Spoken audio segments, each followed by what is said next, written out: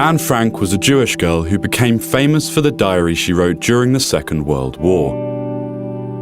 She was born in the German city of Frankfurt in 1929. She had a sister, Margot, who was 3 years older. Things were going badly in Germany. Unemployment was high and many people were poor. At the same time, Adolf Hitler and his Nazi party were gaining supporters by promising to solve the country's problems. The Nazis hated the Jews and blamed them for the problems. When the Nazis came to power in 1933, hostility to the Jews increased. Anne's parents, Otto and Edith, decided to flee to the Netherlands. They settled in Amsterdam, here on Merwedeplein. Anne soon felt at home. She went to school, learned Dutch and made new friends. 6 years later, war broke out across Europe. In 1939, Nazi Germany invaded Poland, and in 1940, the German army occupied the Netherlands. The Nazi occupiers made life increasingly difficult for Jews. Jews have to wear a Jewish star. Jews have to hand in their bicycles. Jews are not allowed in the tram.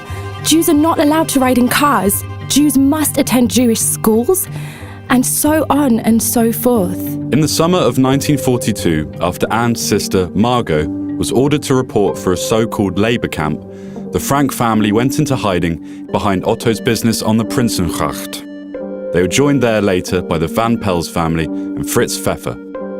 The 8 people in hiding were helped by loyal staff and friends of Otto's, Miep and Jan Hies, Johann Voskuil and his daughter Bep, Victor Kugler and Johannes Kleiman.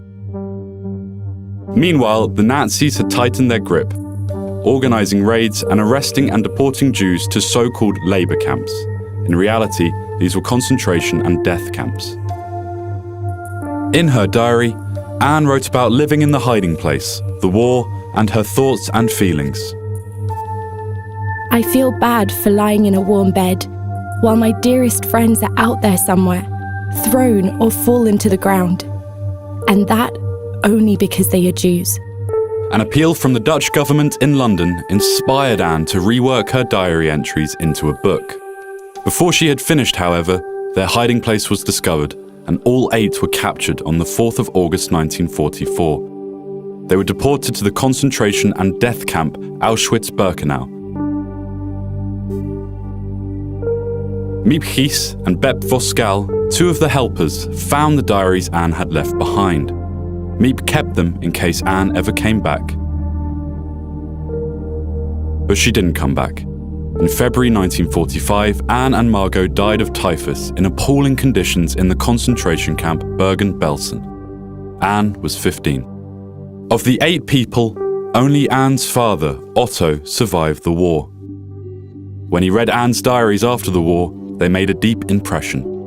He discovered how much writing had meant to her. No one who doesn't write can know how fine it is. And if I don't have the talent to write for newspapers or books, well then, I can always go on writing for myself. Otto read how Anne had hoped to publish a book, so he carried out her wish.